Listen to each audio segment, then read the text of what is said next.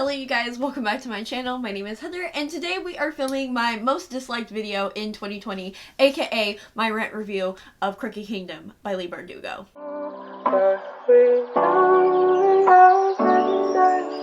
So, this was unexpected to say the least. I loved Six of Crows. I feel like that is something that I need to preface this video by saying.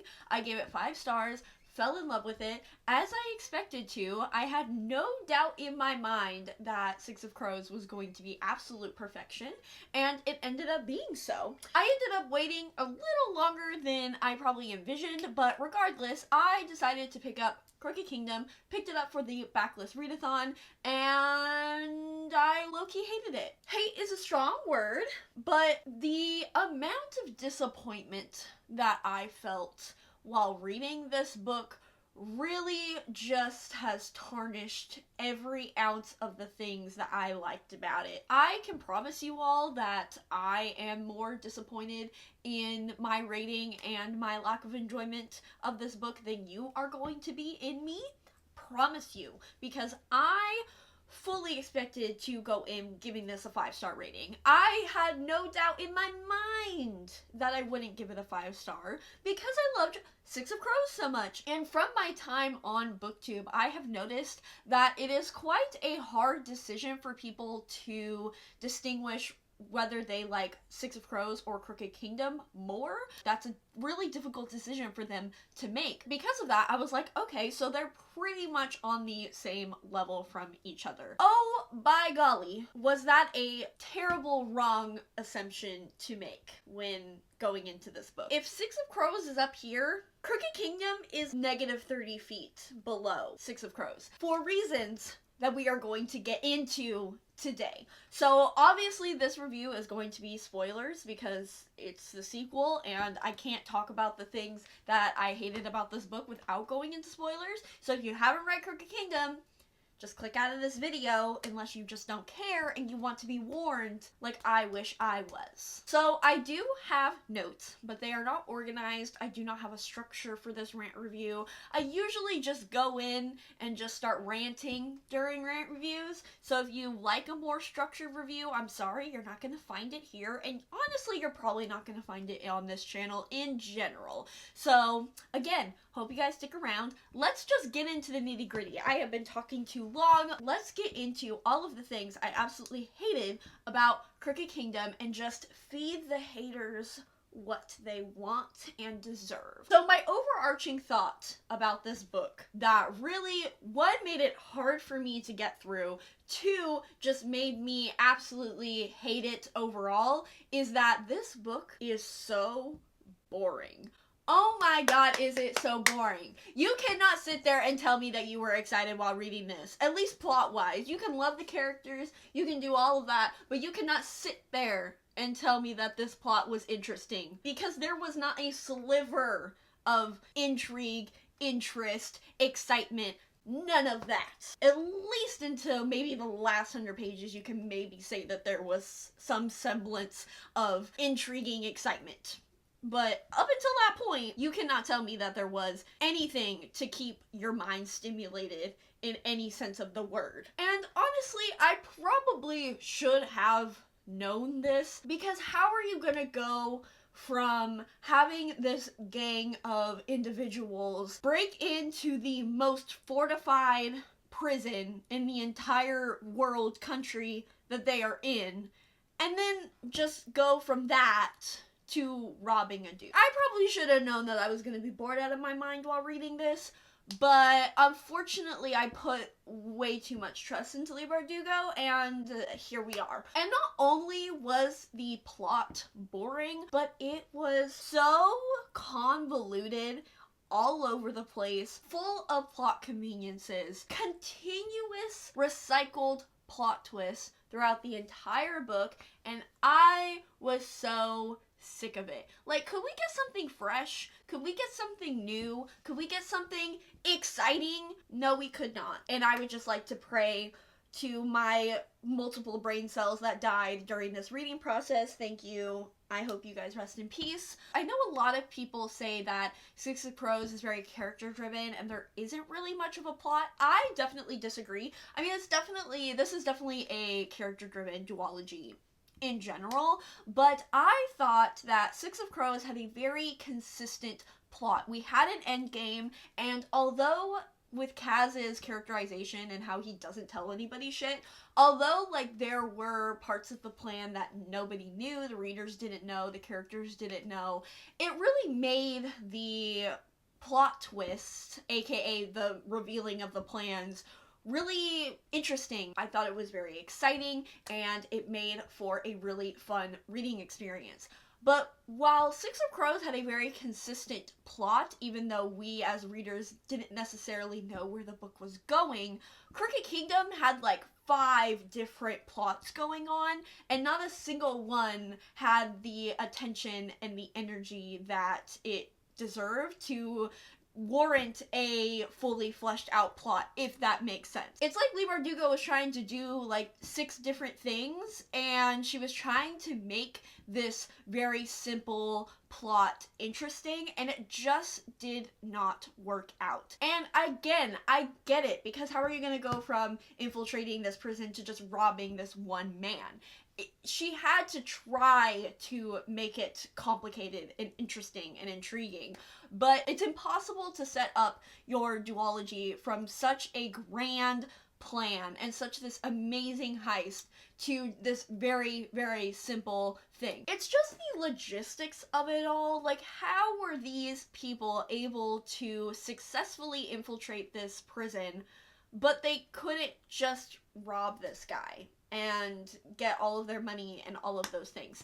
It's just so drastically different in the stakes. Just looking at it that way, how is Kaz and his superpower mind and his just foreseeing omnipotence able to break into a prison, but he can't rob a single man? Like, it doesn't make sense just looking at it at face value. And so, of course, Leigh Bardugo realized this probably, and so she was like, shit, I kind of messed up. I gotta make this overly complicated and try to force in as many plot points as I can in 500 pages to fill a book. And it was just so not good. It was uneven pacing throughout the entire thing. I didn't know where the hell we were going. I didn't know what the hell we were doing. Why was I even reading this book? What was the point of the entire thing? I have no idea. Again, like I said, there was no cohesion in the plot whatsoever because of all of these things that we were trying to do, and we just accomplished them in the weirdest ways possible, and things that should have been so easy for this incredible, brilliant Ketterdam gang was somehow just so much harder than it should have been. And also Kaz being the brilliant, omnipotent person that he is, it took him so long to come up with just the plan to rob somebody. Why? Why did it take him so long to be like, ooh, we should do this auction thing? Like, isn't he supposed to be like this absolute brilliant mastermind and nothing can get by him? If Leigh Bardugo built him up to be this like invulnerable, absolute brilliant mastermind, you cannot then try to diminish his intelligence in order to give stakes to a novel, because you've already set him up to be this like mastermind, nobody can touch him, he knows all the answers. Also, there were a ton of plot holes. Like, Leigh Bardugo built up this complicated plot that doesn't even make sense, and then she created problems in the process. The Parem was absolutely ridiculous because it wasn't even seen throughout the entire book, it feels like. I feel like there were a couple scenes where there were people on Parem, but like, she was just like, ooh, this is a little too powerful, so I'm just gonna not mention it in the book whatsoever. And in addition to that, she was like, ooh, the Grisha are actually good at what they do. They're actually pretty powerful. So, you know what? Instead of having them involve themselves in the end plot, I'm just gonna make sure that they just disappear. And so I won't have to deal with them and won't have to deal with that craziness. Okay, genetically engineered humans? Yeah, that happened. Where, when, how, why? We never know. I also, kind of a side note, I don't understand why Kaz is so dismissive of Grisha. Nina is obviously like, we need to get them to safety. Like, she has her own motivations for protecting the Grisha and getting them safe. But Kaz, being the resourceful and ruthless man that he is, he never thought to take advantage of the Grisha and their powers. Oh, I see. That's because that the Grisha would just make it so incredibly easy and this book would be 50 pages. I understand why. And again, it's just the same plot twist over and over again of us, the readers, being like, oh my god, they're gonna die. Haha, no, you're not, because Kaz knew the plan the whole time and he had a backup plan of a backup plan of a backup plan. It was cute in Six of Crows because, again, the plot was so grand and ridiculous. Like, obviously there were gonna be plot conveniences when they are breaking into this unbreakable prison. But again, because they're just robbing a man, I don't buy it. I don't buy it. I don't understand why they couldn't have just done this so easily. I don't understand why Kaz somehow knew the answers to everything the enemies were doing, but could not figure out a clear way to rob somebody. It doesn't make sense. Why does this book exist? Why was it so long? What even was the point of the entire thing? If you could tell me, that would be great, because I'm over here just flabbergasted. Also, another plot convenience. So the heist involved them making up this false plague and this like plague alarm, which, sidetrack, I think this could have been a great way to kind of circle back, especially to Kaz's backstory with his brother and all of that jazz, but it came out of nowhere. All of a sudden, we get to the last like 150 pages, and we get one paragraph being like, hey, readers, remember about that one plague that I haven't mentioned throughout this entire book, and I only mentioned in Kaz's backstory in the first book?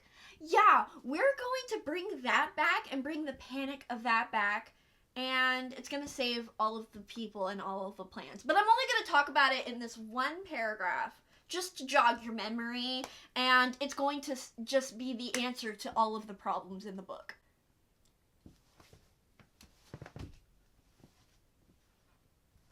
What? So, they make up this false plague alarm, induce panic, all of that jazz.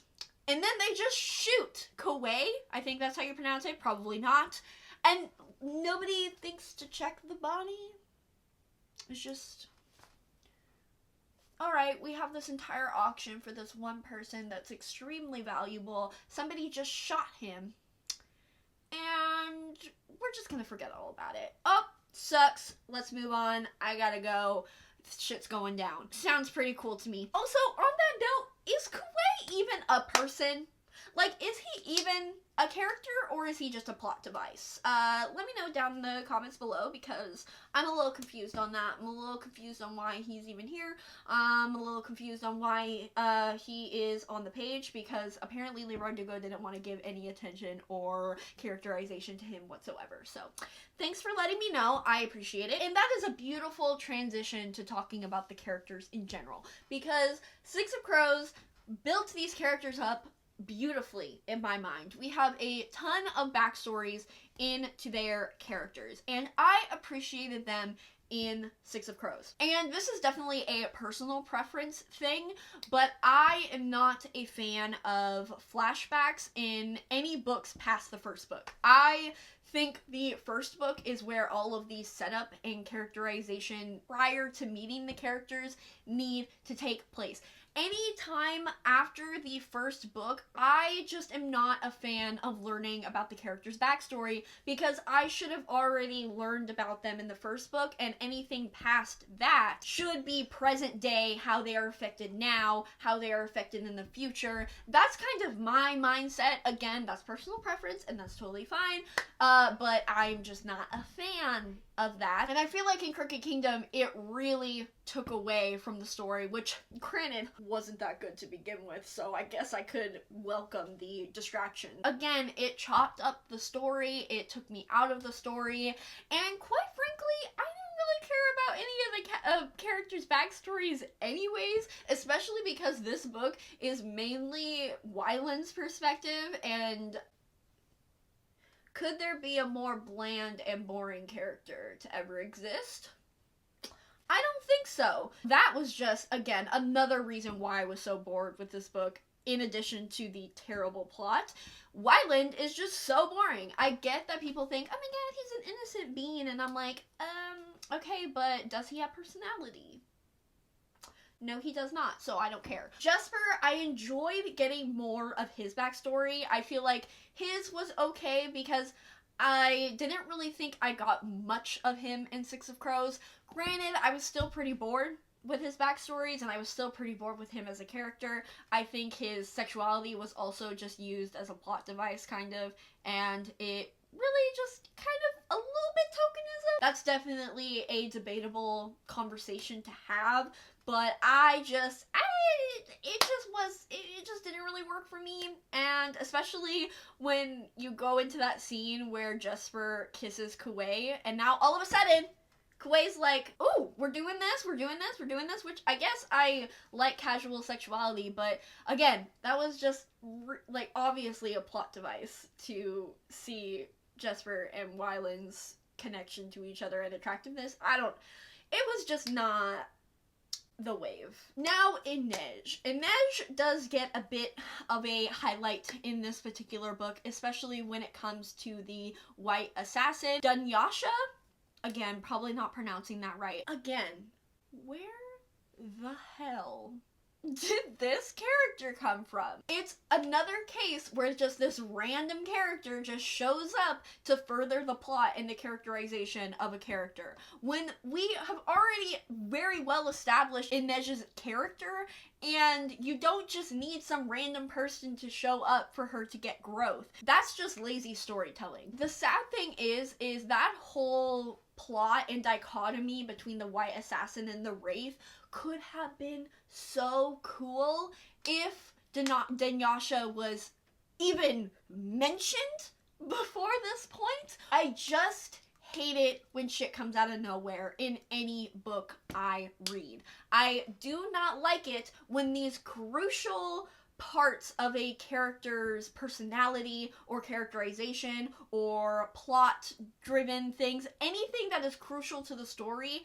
I hate it when it just shows up in random places without any backstory or reference to it prior to this moment. Again, it makes for lazy storytelling. I don't enjoy it. It makes it for lack of development. There isn't cohesion, and I don't appreciate it. But again, it could have been cool because I really liked the way that Inej kind of had to come to terms with who she is.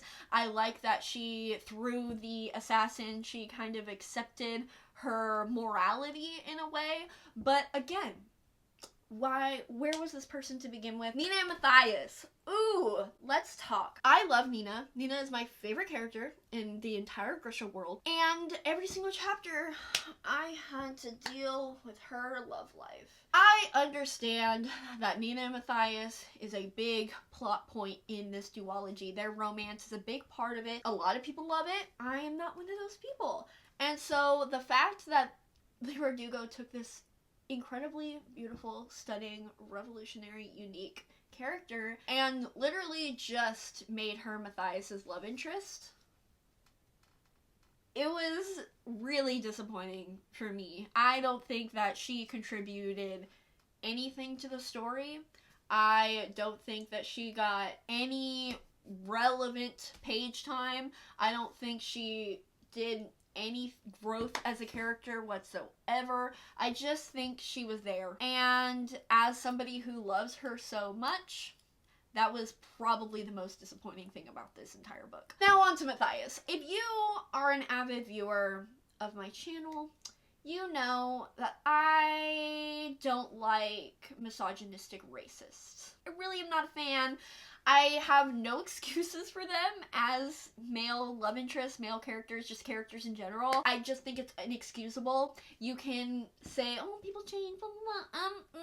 I'm gonna have to stop you right there because people can have common sense and common decency, and just because you grow up in a racist, misogynistic society doesn't give you an excuse to be racist and misogynistic. Hello, you can think for yourself. Thank you.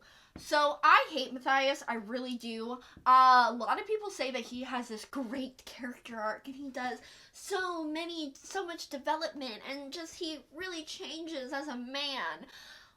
Bullshit, where does he do that? And, listen, I will say, I did go into this expecting Matthias to change. I did go into this expecting him to grow and develop as a character. I knew I wasn't still going to like him as a character. I knew that I still was going to think he was trash, but I did expect him to get better. He does not get better! I don't know what kind of delusions you guys thought in your mind that he became a good character, but he's still trash. He still constantly thinks that Grisha are trash. He thinks that Nina is amazing. He thinks that Nina is this beautiful, precious angel. But if it's a Grisha that is not Nina or Jesper, he still thinks so lowly of them. And there was a point halfway through, you know what? I have the receipts. All of my green tabs, you're not going to be able to see because it's sprayed edges. All of my green tabs are Matthias being a racist misogynist. I hated it so much. So let's bring the receipts because I know y'all bitches are going to try me. So first of all, right on page 41, Matthias is judging Nina for flirting with men and using her sexuality to get the plan foregoing. I get it that she's your girlfriend, but you don't need to slut shame her. Thank you very much. He literally says, like, do you really have to flirt with every man? Disgusting. Oh, we have the beautiful Rafkin, Fjorden smut scene thing that there were those romance novels from Rafka. Yeah, that could have been so cute if not for Matthias's racism. Nina is literally talking about this trashy romance novel, which I get it, Matthias is a prude and somehow doesn't know what a romance novel is. I get it, it's supposed to be lighthearted, it's supposed to be funny. But then he says, perhaps I'll write a story about insatiable Rafkins who like to get drunk, take their clothes off, and make unseemly advances towards hapless Fjordans. Okay, again, slut shaming and basically calling Rafkins barbarians and trash and disgusting. What was the reason? What was the reason? If this was supposed to be so lighthearted and such a cute, like, little comic relief scene, and Matthias, of course, had to ruin it yet again with his racism. Last thing I have, which is a big thing, and where a lot of people claim that he has a redemption with how he views Rafkins and Grisha. He literally uses his oppressive religion that he has been brainwashed through in order to justify the existence of Grisha. And the only way that he can accept that Grisha are human beings is to say that his god or his I don't understand what the gel is. The Degel? I don't understand that because I don't care. I don't literally give two shits about it. Bottom line, he uses his religion to justify that Grisha are in fact human beings. That is not a redemption to me. No. If you need something that was the source of your manipulative, racist, misogynistic upbringing in order to justify that somebody is a human being, I'm sorry, people are human beings just because they're human beings. Like, no. Oh my god, I hate him so much. I hate him so much. Oh, I hate him so much. I just can't stand him as a character. Thank God he died. But, wrapping around to his death, although I hate him and despise him so much, and I'm glad he died, the way he died, Leigh Bardugo. Leigh Bardugo. Ma'am. Again, let me repeat it. Say it with me. Where the hell did that come from? Excuse me? And I think the seeds of it were there. I think the idea of having Matthias be killed by a manipulative, brainwashed soldier was a good idea. But the fact that we get one scene of him glaring at Matthias during the auction, and then a couple chapters later, he shoots him. It's just not enough to justify that, again, random character showing up out of nowhere and shooting a major character in order to develop emotion and plot into your story. Alright, just two more things. One, again, we have a Cruel Prince scenario with Pekka Rollins. You're trying to tell me that Kazbrecker, this ruthless, just borderline evil individual, let the man who literally created his trauma go. Okay, Jude Duarte, that is the most unrealistic scenario that I could ever think of in my mind. And granted, I could have been okay with this if Kaz went through any sort of change in his personality. But he did it, which I'm fine with. I know a lot of people don't like Kaz and thinks he's an asshole. He's absolutely an asshole, but I love it. If he went through some kind of morality check in this book, sure, I could excuse it and I could accept it. But he did it. He's still an asshole. He's still a dick. So the thought that I'm supposed to believe that he would let the greatest rival villain of his entire life and the reason his brother died live?